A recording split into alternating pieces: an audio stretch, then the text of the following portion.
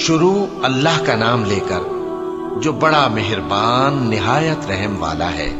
ان فرشتوں کی قسم جو ڈوب کر کافروں کی جان کھینچ لیتے ہیں، اور ان کی جو مومنوں کی جان آسانی سے نکالتے ہیں، اور ان کی جو تیرتے ہوئے جاتے ہیں پھر لپک کر آگے بڑھتے ہیں۔ پھر دنیا کے کاموں کا انتظام کرتے ہیں کہ وہ دن آ کر رہے گا جس دن وہ زلزلہ آئے گا، پھر اس کے پیچھے اور زلزلہ آئے گا۔ اس دن لوگوں کے دل خوف زدہ ہوں گے اور آنکھیں جھکی ہوئی۔ کافر کہتے ہیں کیا ہم الٹے پاؤں پھر لوٹیں گے؟ بھلا جب ہم کھوکھلی ہڈیاں ہو جائیں گے تو پھر زندہ کیے جائیں گے؟ کہتے ہیں کہ یہ لوٹنا تو سراسر نقصان کا لوٹنا ہوگا۔ تو بس وہ ایک ڈانٹ ہوگی، اس وقت وہ سب میدان حشر میں آ جمع ہوں گے۔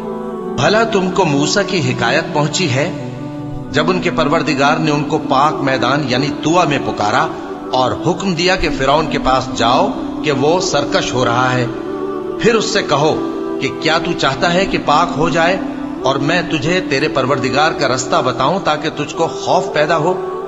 غرض انہوں نے اس کو بہت بڑی نشانی دکھائی مگر اس نے جھٹلایا اور نہ مانا۔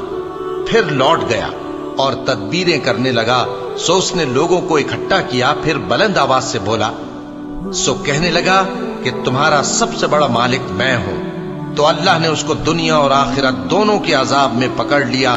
جو شخص اللہ سے ڈر رکھتا ہے اس کے لیے اس قصے میں عبرت ہے۔ بھلا تمہارا بنانا مشکل ہے یا آسمان کا؟ اللہ نے اس کو بنایا، اس کی چھت کو اونچا کیا، پھر اسے برابر کر دیا، اور اسی نے رات تاریک بنائی اور دن کو دھوپ نکالی، اور اس کے بعد زمین کو پھیلا دیا۔ اسی نے زمین میں سے اس کا پانی نکالا اور چارہ اگایا اور اس پر پہاڑوں کا بوجھ رکھ دیا۔ یہ سب کچھ تمہارے اور تمہارے مویشیوں کے فائدے کے لیے کیا۔ پھر جب وہ بہت بڑی آفت آئے گی اس دن انسان جو محنت وہ کرتا رہا یاد کرے گا، اور دوزخ دیکھنے والے کے سامنے لا کر رکھ دی جائے گی۔ اب جس نے سرکشی کی اور دنیا کی زندگی کو مقدم رکھا تو اس کا ٹھکانہ دوزخ ہی ہے۔ اور جو اپنے پروردگار کے سامنے کھڑے ہونے سے ڈرتا اور نفس کو بیجا خواہشوں سے روکتا رہا تو اس کا ٹھکانہ بہشت ہی ہے۔